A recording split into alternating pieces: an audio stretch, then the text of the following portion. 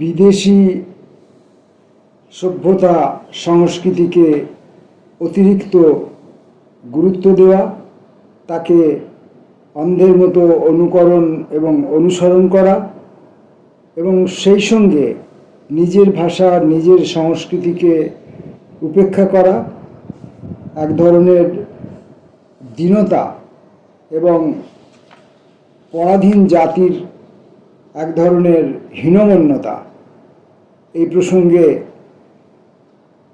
আগের দিনের ভিডিওতে আমি পড়ছিলাম আচার্য প্রফুল্লচন্দ্র রায়ের আত্মজীবনীর ঊনবিংশ পরিচ্ছেদের শেষ অংশটুকু থেকে।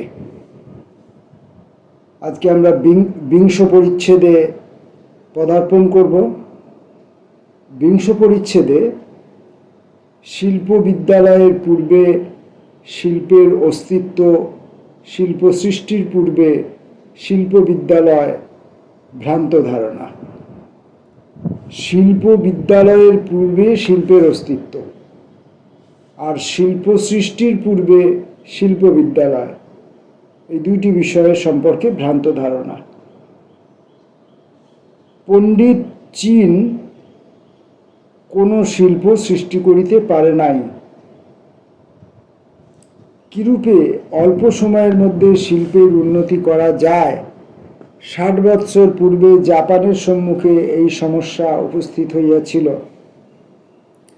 জাপান কয়েক বৎসরের জন্য বিদেশি বিশেষজ্ঞদিগকে নিযুক্ত করিয়াছিল এবং সমস্ত নব প্রতিষ্ঠিত কলকারখানায় কর্তৃত্ব তাহাদের হাতেই দিয়াছিল। কিন্তু প্রত্যেক বিদেশি ম্যানেজার এবং তাহাদের প্রধান প্রধান বিদেশি সহকারীদের সঙ্গে একজন করিয়া জাপানি সহকারী নিযুক্ত হইল।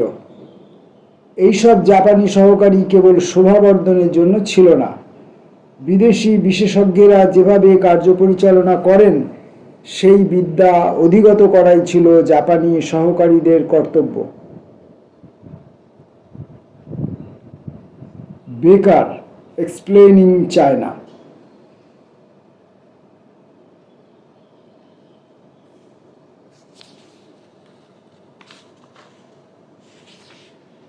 যুদ্ধ এবং শিল্প। 1914 সালের আগস্ট মাসে ইউরোপীয় মহাযুদ্ধ আরম্ভ হয় এবং রাসায়নিক জগতের উপর উহার প্রভাব বহু দূর প্রসারী হয়। রাসায়নিক গবেষণা ও উহার প্রয়োগবিদ্যায় জার্মানির শ্রেষ্ঠত্ব ইংল্যান্ড এখন মর্মে মর্মে উপলব্ধি করিতে লাগিল। ইংল্যান্ডের সাম্রাজ্য জগতের সর্বত্র বিস্তৃত এবং জার্মান সাবমেরিন ইংল্যান্ডের বাণিজ্য পথগুলির ঘোর অনিষ্ট করিলেও ইংল্যান্ড তাহার সাম্রাজ্যের নানা স্থান হইতে কাঁচা মাল সংগ্রহ করিতে লাগিল। আমেরিকা ও ভারতবর্ষ হইতে গম, মাংস এবং ফল বোঝাই জাহাজ ইংল্যান্ডে নিয়মিত আসিতে লাগিল। আমেরিকার যুক্তরাষ্ট্র হইতে অস্ত্রশস্ত্র সে আমদানি করিতে লাগিল। কিন্তু জার্মানি শত্রু কর্তৃক চারিদিকে অবরুদ্ধ হইয়া অত্যন্ত বিপদে পড়িল। এই সময়ে জার্মানির রাসায়নিকগণ অসাধারণ কর্মশক্তির পরিচয় দিয়াছিলেন বলিয়াই জার্মানি অনেক দিন পর্যন্ত যুদ্ধ চালাইতে পারিয়াছিল।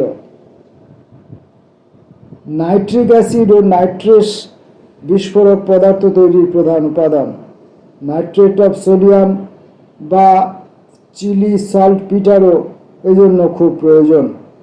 বাহির হইতে এইসব জিনিসের আমদানি বন্ধ হওয়াতে জার্মান রাসায়নিকেরা নাইট্রিক অ্যাসিড তৈরি করিবার অন্য উপায় উদ্ভাবন করিতে লাগিলেন।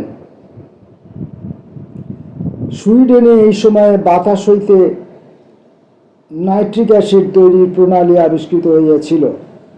জার্মানিও এই উপায়ে নাইট্রিক অ্যাসিড পাইতে পারিত এবং তাহাতে বোধহয় বেশি পড়িত।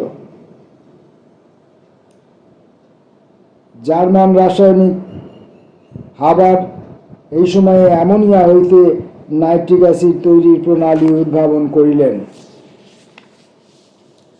ফরাসি বিপ্লবের সময় ইংল্যান্ড অন্যান্য কয়েকটি ইউরোপীয় শক্তির সঙ্গে যোগ দিয়া ফ্রান্সের চারিদিক অবরুদ্ধ করিয়াছিল এবং সেই সময় ফ্রান্সকেও এইরূপ বিপদে পড়িতে হইয়াছিল। ফ্রান্সে বাহির হইতে সোডা ও চিনির আমদানি বন্ধ করা হইল। এই দুই প্রয়োজনীয় পদার্থ যাহাতে ফ্রান্সেই তৈরি হইতে পারে, সাধারণতন্ত্র দেশপ্রেমিক বৈজ্ঞানিকদের নিকট তদুদ্দেশ্যে অনুরোধ করিলেন। ইহার ফলে লে ব্ল্যাঙ্ক লবণ হইতে সোডা এবং অন্যান্য বৈজ্ঞানিকগণ বিট মূল হইতে চিনি তৈরির প্রণালী আবিষ্কার করিলেন। এই সমস্ত দৃষ্টান্ত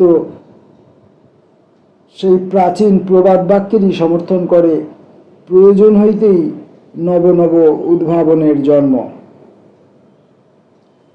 ব্রিটিশ রাসায়নিক ও বৈজ্ঞানিকেরাও পশ্চাৎপদ হইবার পাত্র নহেন। তাহারা বেশ জানিতেন যে তাহাদের প্রতিদ্বন্দ্বী জার্মানি রাসায়নিক শিল্পে বহু দূর অগ্রসর হইয়াছে এবং তাহার সমকক্ষতা লাভ করিতে হইলে প্রবল প্রচেষ্টা করিতে হইবে। ইংল্যান্ডের স্বদেশপ্রেম জাগ্রত হইয়া উঠিল। যে দেশ নিউটন, ফ্যারাডে, রামজের জন্ম দিয়াছে, সে দেশ রাসায়নিক সংগ্রামে পশ্চাৎপদ হইয়া থাকিতে পারে না। এই সন্ধিক্ষণে ইংল্যান্ড কি করিল, তাহার বিস্তৃত বিবরণ দেওয়ার প্রয়োজন নাই। এই বলিলেই যথেষ্ট হইবে যে ইংল্যান্ড এই সংগ্রামে নিজের যোগ্যতার প্রমাণ দিয়াছে। লন্ডন কেমিক্যাল সোসাইটির প্রেসিডেন্ট এই সময়ে আমার সাহায্য ও সহযোগিতা প্রার্থনা করিয়া একখানি পত্র লিখেন। প্রেসিডেন্সি কলেজের রাসায়নিক বিভাগে আমাদের সাধারণ কাজের অথবা ছাত্রদের গবেষণা সংক্রান্ত কাজের মোটের উপর কোনো ক্ষতি হয় নাই। চন্দ্রভূষণ ভাদুড়ী প্রায় 25 বছর কাল প্রেসিডেন্সি কলেজে ডেমনস্ট্রেটর ছিলেন। তিনি বেশ হিসাব করিয়া রাসায়নিক দ্রব্য ও যন্ত্রপাতির বার্ষিক সরবরাহের ব্যবস্থা করিতেন। আমাদের ল্যাবরেটরিতে ওই সমস্ত জিনিস যথেষ্ট পরিমাণে মজুদ ছিল। কতগুলি রাসায়নিক দ্রব্য আমরা নিজেরাই প্রস্তুত করিলাম, ওইগুলি পূর্বে জার্মানি হইতে আমদানি করা হইত। কিন্তু আমাদের farm Bengal chemical and pharmaceutical works হইতেই এ বিষয়ে যথেষ্ট কাজ হইয়াছিল। এখান হইতে গভর্নমেন্টকে প্রচুর পরিমাণে নাইট্রিক অ্যাসিড সরবরাহ করা হইল। সামরিক বিভাগে আমাদের জনৈক রাসায়নিক প্রস্তুত অগ্নি নির্বাপকের খুব চাহিদা হইল। মেসোপটেমিয়ায় বারুদ ও বিস্ফোরকের গুদামের জন্য এগুলি চালান দেয়া হইয়াছিল। আমাদের রাসায়নিকগণের উদ্ভাবিত প্রণালীতে থাইওসালফেট প্রচুর পরিমাণে প্রস্তুত হইয়াছিল। চায়ের গুঁড়া হইতে প্রচুর পরিমাণে ক্যাফিনও তৈরি করা হইত। আমাদের কারখানায় অন্যান্য যন্ত্রের সঙ্গে রাসায়নিক তুলাদণ্ড তৈরি হইত।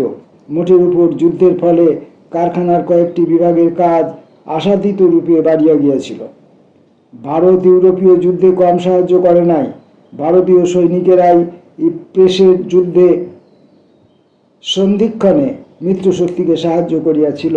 ভারতই মেসোপটেমিয়াতে শ্রমিক সরবরাহ করিয়াছিল। ভারত হইতেই রেলওয়ে লাইন, মাল মশলা প্রভৃতি জাহাজে করিয়া লইয়া বাসরাতে বসানো হইয়াছিল। বাসরাতে ছোট বড় সমস্ত দেশীয় রাজারাই সৈন্য অর্থ দিয়া ব্রিটিশ গভর্নমেন্টকে সাহায্য করিয়াছিলেন।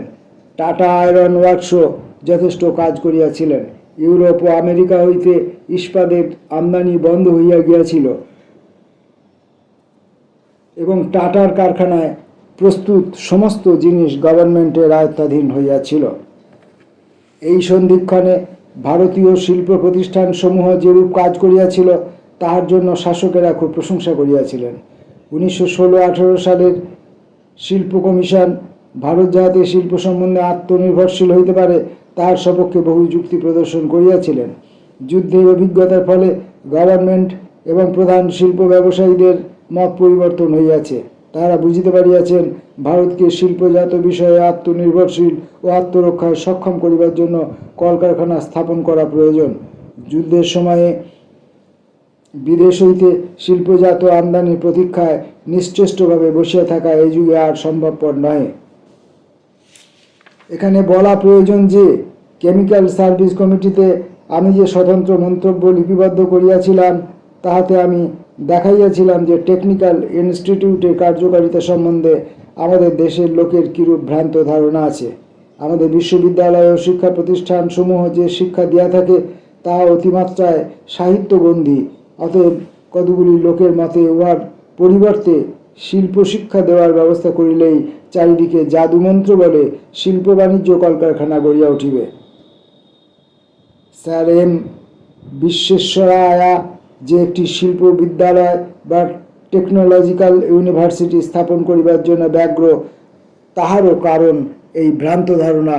তিনি বলিয়াছেন, শিক্ষা ব্যবস্থা এমন হইতে হইবে যাহার ফলে দেশের কর্মক্ষেত্রে সমস্ত বিভাগে কতগুলি নেতা তৈরি হইয়া উঠিবে, শাসক, শিল্প বিশেষজ্ঞ ইত্যাদি। যে সমস্ত যুবকদের যেদিকে রুচি ও যোগ্যতা আছে তাহাদিগকে সেই সেই বিষয়ে এইভাবে শিক্ষিত করিয়া তুলিতে হইবে। যাহাদের নেতৃত্ব করিবার যোগ্যতা আছে এবং যাহারা শ্রমিক জনসাধারণ, সেই দুই শ্রেণী দেশের আর্থিক ব্যাপারের ওপর প্রভাব বিস্তার করে। এই দুই শ্রেণীর সহযোগে ব্যবসা বাণিজ্য শিল্প প্রতিষ্ঠান গড়িয়া ওঠে। মধ্যবর্তী শ্রেণী যথা ফোরম্যান, কারিগর প্রভৃতি ইহারা স্বভাবতই তৈরি হইয়া উঠিবে। ইহাদেরও প্রয়োজন আছে এবং তাহাদের উপযোগী শিক্ষার ব্যবস্থাও করিতে হইবে। অন্ধ বিশ্ববিদ্যালয়ের প্রদত্ত পঞ্চম বার্ষিক কনভোকেশন অভিভাষণ ইহা অপেক্ষা ভ্রান্ত ধারণা আর কিছুই হইতে পারে না। প্রত্যেক দেশেই শিল্প বাণিজ্যের উন্নতি হইয়াছে, তারপরে বিজ্ঞান ও বিবিধ শিল্পবিদ্যা প্রভৃতি আসিয়াছে। দৃষ্টান্তস্বরূপ মৃৎপাত্র ও মৃৎশিল্পের কথা ধরা যাক। এগুলির চলতি নাম চীনামাটির বাসন, এবং এই নাম হইতেই অনুমান করা যাইতে পারে যে অতি প্রাচীনকাল হইতে চীন দেশে এই শিল্প প্রচলিত ছিল। চীনারা ওই শিল্পে বিশেষ উন্নতি লাভ করিয়াছে এবং জাপান তাহার পদাঙ্ক অনুসরণ করিয়াছে। মৃৎশিল্প রোমকদের অজ্ঞাত ছিল, কিন্তু চীনারা অতি প্রাচীনকাল হইতেই এ বিষয়ে দক্ষতা লাভ করে। সান ইয়াটসেন তাহার memories of A Chinese revolutionary গ্রন্থে ইহার বিবরণ দিয়া গিয়া বলিয়াছেন যে চীনা শিল্পীরা এইসব মৃৎশিল্প তৈরি করিত, তাহারা পদার্থবিদ্যা ও রসায়নশাস্ত্র জানিত না। প্রাচীন মিশরের কবরগুলির মধ্যে যেসব পাত্রের অবশেষ আছে তাহাও মৃৎশিল্প জাতীয়। ইউরোপে মধ্যযুগে মৃৎপাত্রে রং করা খুবই প্রচলিত ছিল। ত্রয়োদশ শতাব্দীর প্রথমে অ্যালকেমিস্ট পিটার বোনাস এবং আলবার্টস ম্যাগনাস ওই সময় যে প্রণালীতে মৃৎপাত্রে রং করা হইত তাহার বর্ণনা করিয়াছেন। পরবর্তী শতাব্দীতে এই শিল্পের খুব উন্নতি হয়। অ্যাগ্রিকোলা এই শিল্প সম্বন্ধে বহু তথ্য লিপিবদ্ধ করিয়াছেন। যাহারা মৃৎশিল্পের উন্নতি সাধন করিয়াছেন তাহাদের মধ্যে বার্নার্ড প্যালিসির নাম সমধিক প্রসিদ্ধ। রঙিন ও উজ্জ্বল মৃৎশিল্প নির্মাণের জন্য তিনি বহু ত্যাগ স্বীকার করেন এবং এইরূপে আধুনিক মৃৎশিল্পের ভিত্তি প্রতিষ্ঠা করেন। ষোড়শ শতাব্দীর শেষ ভাগে তাহার প্রকাশিত গ্রন্থসমূহ দ্বারা ইউরোপে তাহার বৈজ্ঞানিক পরীক্ষা প্রণালী সম্বন্ধে বহু তথ্য প্রচারিত হয়। কিন্তু লা আর্ট ডে টেরি এ ডেজ টেরেজ ডি আর্গাইল নামক তাহার প্রসিদ্ধ গ্রন্থে কেবল মৃৎশিল্পের কথাই আছে। এই ভাষাটি, এই যে নামকরণটি, বইটির নাম, এটি ইংরেজি ভাষা নয় সম্ভবত, তাই আমি এটিকে উচ্চারণ করতে পারলাম না, ক্ষমা প্রার্থী। 1709 খ্রিস্টাব্দে বুটিকের মৃৎশিল্প সম্বন্ধে নতুন প্রণালী আবিষ্কার করেন এবং তাহার পর বৎসরে স্যাক্সনির মিশন শহরে প্রসিদ্ধ মৃৎশিল্পের কারখানা স্থাপিত হয়।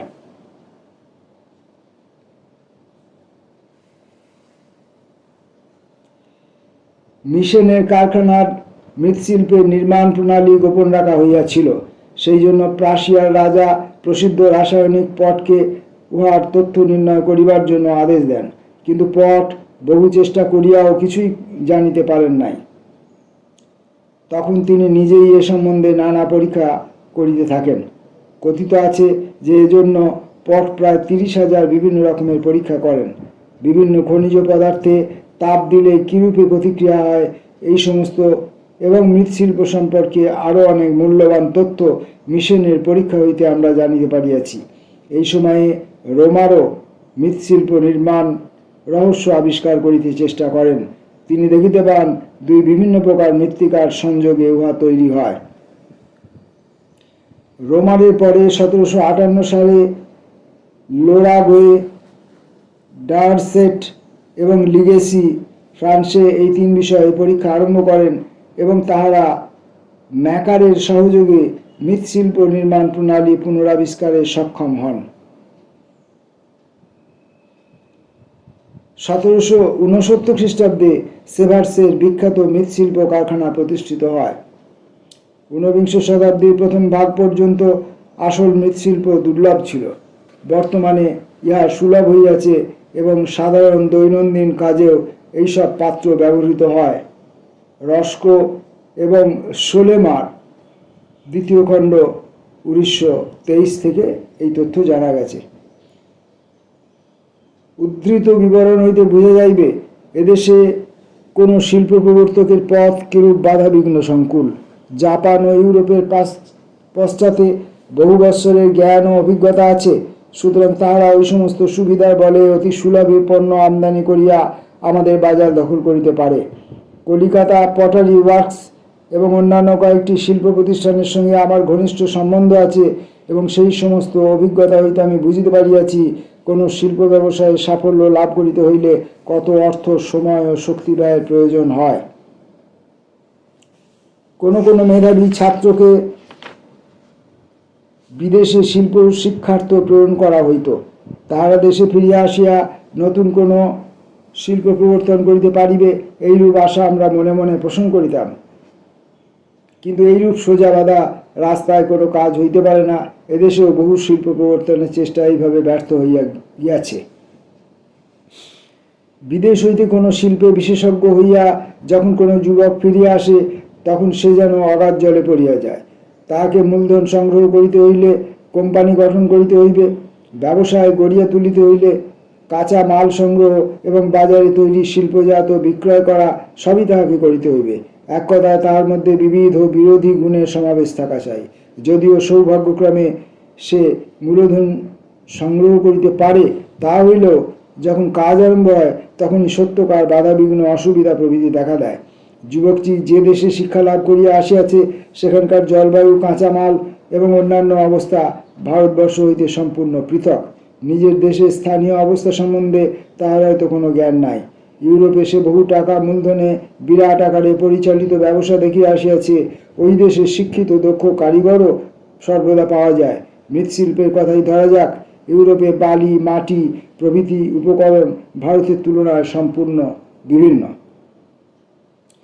আরও একটি কথা, যুবকটি হয়তো বিদেশের কোনো টেকনোলজিক্যাল ইনস্টিটিউটে ব্যবহারিক জ্ঞান লাভ করিয়াছে। বিদ্যালয়ে অধীত বিদ্যার সঙ্গে হাতে কলমে ঐরূপ কিছু ব্যবহারিক শিক্ষা দেওয়া হয়। ব্যবসায়ের উদ্দেশ্যে শিল্পজাত তৈরি করিতে হইলে ওই শিক্ষা বিশেষ কাজে আসে না। কোনো কারখানায় প্রবেশ করিয়া তাহার শিল্প প্রস্তুত প্রণালী অবগত হওয়া বড়ই কঠিন কাজ। ব্যবসায়ী, ফার্ম প্রভৃতি জনহিতকর প্রতিষ্ঠানের মতো উদার নয়। যে সমস্ত গূঢ় রহস্য তাহারা বহু বৎসরের সাধনা ও পরিশ্রমের ফলে অবগত হইয়াছে, সেগুলি বাহিরের লোককে শিখাইবার জন্য তাহারা ব্যগ্র নহে।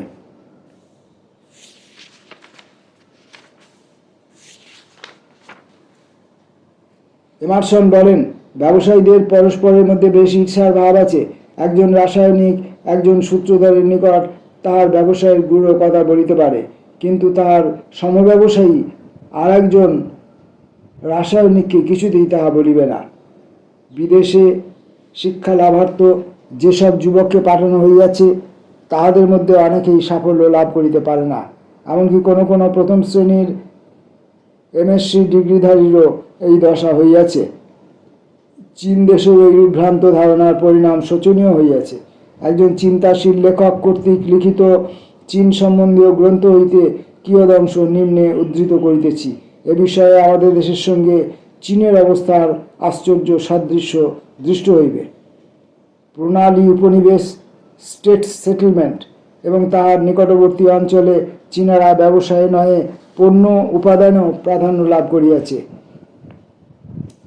টিন শিল্পের কথাই ধরা যাক, এইসব স্থানে নির্দিষ্ট আইন কানুন আছে, করের হারও অত্যাধিক নয় এবং মামলা মোকদ্দমা নিষ্পত্তিরও সুব্যবস্থা আছে। এইরূপ ক্ষেত্রে চীনারা ব্যবসায়ে এবং পণ্য উৎপাদনে অন্য সমস্ত জাতিকে পরাস্ত করিয়াছে। তৎসত্ত্বেও একথা স্মরণ রাখিতে হইবে যে বিদেশে এই সমস্ত স্থানে যে সমস্ত চীনা সাফল্য লাভ করিয়াছে তারা খুব দরিদ্র অবস্থায় গিয়াছিল, এমনকি প্রথমত কুলির কাজ করিতেও গিয়াছিল। তারপর নিজেদের যোগ্যতা বলে তাহারা উন্নতির উচ্চ শিখরে আরোহণ করিয়াছে। এইসব স্থানে তাহাদের অসংখ্য জাতি কুটুম্বের কবল হইতে তাহারা অনেকটা মুক্ত, সুতরাং সহজে টাকা খাটাইতে পারে। শীঘ্রই কিছু অর্থ সঞ্চয় করিয়া ছোটোখাটো ঠিকা কাজ নেয়। তাহারা তাহাদের অধীনস্থ লোকেদের ঘনিষ্ঠ সংস্রবে থাকিয়া বুঝিতে পারে কাহারা যোগ্য ফোরম্যান, কাহাদের উপর বেশি দায়িত্ব দেয়া যায়, কাহারা কাজ করিতে ভয় পায়, কাহাদের সাহস বেশি, ইত্যাদি ইত্যাদি। এইভাবে গোড়া হইতে কাজ করিতে করিতে তাহারা তাহাদের ব্যবসা গড়িয়া তোলে। হয়তো তাহারা ইংরাজি বা ডাচ ভাষাও কিছু কিছু শিখিয়া ফেলে এবং তাহার দ্বারা ব্যবসায় সুবিধা হয়। এইভাবে সুদীর্ঘকালের চেষ্টা ও অধ্যাবসায়ের দ্বারা তাহারা ব্যবসায় চালাইবার উপযোগী এমন কতগুলি বিধি ব্যবস্থা গড়িয়া তোলে, যার ফলে কোনো নির্বাচিত প্রেসিডেন্ট বা ম্যানেজার সাফল্যের সঙ্গে ব্যবসা পরিচালনা করিতে পারে। চীনা মূলধনীরা সাংহাই, ক্যান্টন প্রভৃতি স্থানে যে সমস্ত কারখানা স্থাপন করিয়াছে, সেগুলির সঙ্গে পূর্বোক্ত ব্যবসায় প্রতিষ্ঠানগুলির বিস্তর প্রভেদ। এই সমস্ত মূলধনীরা তাহাদের ছেলেদের বিদেশে শিক্ষার্থ প্রেরণ করে। ছেলেরা সেখানে ব্যবসা পরিচালনা প্রণালী ও শিল্পবিদ্যা শিক্ষা করে। তারা স্পষ্ট দেখিতে পায় চীন হইতে যথেষ্ট পরিমাণে কাঁচামাল বিদেশে রপ্তানি করা হয় এবং বিদেশ হইতে শিল্পজাত রূপে ওইগুলি আমদানি করার মতো অস্বাভাবিক ব্যাপার আর কিছু হইতে পারে না। তাহারা বুঝিতে পারে যে বিদেশি শুল্ক এবং বিদেশি শ্রমিকদের অতিরিক্ত মজুরি বাদ দিয়া যদি মাল রপ্তানির খরচা বাঁচানো যায় তবে যথেষ্ট লাভ হইতে পারে। পিতাকে এইসব কথা তাহারা সহজেই বুঝাইয়া দেয়। তাহারা একথাও বলে যে তাহারা ব্যবসায় জানে। তাহারা কি ইঞ্জিনিয়ারিং বিদ্যায় গ্র্যাজুয়েট হয় নাই? 2 বছর ফ্যাক্টরিতে কাজ করে নাই? পিতা সন্তুষ্ট হইয়া কারখানা স্থাপন করিবার জন্য মূলধন দেন। কারখানা তৈরির কাজ আরম্ভ হয়। ঠিকাদারদের লইয়া গোলমাল হয়, কাজে বিলম্ব হয়, কাজ ভালো হয় না এবং যেরূপ অবস্থায় কাজ অগ্রাহ্য করিলে ঠিকাদারেরা ধর্মঘট করিয়া কাজ বন্ধ করে। কারখানা তৈরি করিতে বরাদ্দের চেয়ে অনেক বেশি করে, এরূপ প্রায়ই ঘটিয়া থাকে। পিতা বিরক্ত হইয়া ওঠেন, তবু তিনি কারখানা তৈরি শেষ করিতে আরও টাকা দেন। কারখানা তৈরি হইলে আসল কাজ আরম্ভ হয়। তখন কলকবজার গোলযোগ ঘটিতে থাকে। নতুন কলকবজায় প্রথম প্রথম একটু আধটু গোলযোগ হয়, লোকে নানা কথা বলিতে থাকে। কাজ চালাইবার জন্য যথেষ্ট মূলধন পাওয়া যায় না। চীনা কারখানাগুলিতে মূলধন সম্বন্ধে বরাদ্দ প্রায়ই খুব কম করিয়া ধরা হয়। আমেরিকা অপেক্ষা চীনে মূলধন উঠিয়া আসিতে দেরি লাগে, আদায় হইতে বিলম্ব হয়। বকেয়া বাকি আদায় হওয়াও বেশি কঠিন। ইহার উপরে ফোরম্যানদের মধ্যে বিবাদের ফলে যদি ধর্মঘট হয়, তবে এইসব অনভিজ্ঞ তরুণ কর্মাধ্যক্ষেরা নিশ্চয়ই কাজ ছাড়িয়া দিবে। তাহাদের মুখে দেখানো ভাব হইয়া পড়ে। তাহাদের পরিবারেরও সেই অবস্থা। তাহাদের অন্য নানা সুযোগ আছে। তারা সরকারি কাজের জন্য চেষ্টা করিতে থাকে, আর একটা পরিত্যক্ত শূন্য কারখানার সংখ্যা বৃদ্ধি হয়। কিন্তু যদি এইসব যুবক নিঃসম্বল অবস্থায় কাজ আরম্ভ করিয়া কারখানা স্থাপন করিত, নিজের উপার্জিত এবং অতি কষ্টে সঞ্চিত অর্থে ব্যবসায় খাটাইত, মাল মশলা, ঠিকাদার, মজুর প্রভৃতি সম্বন্ধে যদি তাহাদের বহু বৎসরের প্রত্যক্ষ অভিজ্ঞতা থাকিত, তাহলে তাহাদের কাজে অসুবিধা ও গোলযোগ কম ঘটিত। ব্যবসায়ের উপরেও তাহাদের এমন প্রাণের মায়া জন্মিত যে উহাকে রক্ষা করিবার জন্য সর্বপ্রকার ত্যাগ স্বীকার, সর্বপ্রকার উপায় অবলম্বন করিতে ত্রুটি করিত না। প্রথম আঘাতেই বিচলিত হইয়া দায়িত্ব জ্ঞানহীনের মতো কাজ ছাড়িয়া পালাইত না। প্রায় প্রত্যেক বড় বড় ব্যবসায়ী একটা দুর্যোগের সময় আসে, তাহা অতিক্রম করিতে পারিলে সাফল্য অবশ্যম্ভাবী। কিন্তু ইহার জন্য যে ধৈর্য ও সহিষ্ণুতা আবশ্যক, তাহা বর্তমান যুগের শিক্ষিত চীনা যুবকদের মধ্যে নাই। আমি পুনর্বার বলিতে চাই, শিক্ষিত ও পণ্ডিত চীন শিল্প গড়িয়া তুলিতে পারে নাই। শিক্ষিত কৃতবিদ্য ব্যক্তিরা ব্যবসা আরম্ভ করিয়া কিরূপে অকৃতকার্য হয়, তার কয়েকটি দৃষ্টান্ত আমরা প্রত্যক্ষ দেখিয়াছি। জার্মানি ও আমেরিকাতে শিক্ষিত বিজ্ঞানে কৃতবিদ্য PhD কয়েকজন ভারতীয় ছাত্রকে আমি জানি। তাহারা ওই দেশে রাসায়নিক এবং বৈদ্যুতিক কারখানায় শিক্ষানবিশ হইয়া প্রবেশ করিবার সুযোগ পাইয়াছিল। দেশে ফিরিয়া তাহারা ওইসব বিদেশি ফার্মের ভ্রাম্যমান ক্যানভাসার হইয়া দাঁড়াইয়াছে।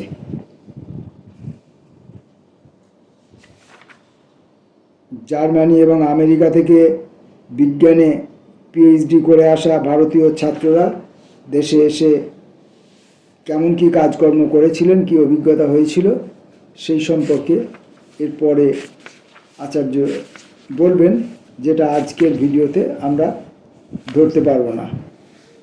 আজ এই পর্যন্ত। নমস্কার।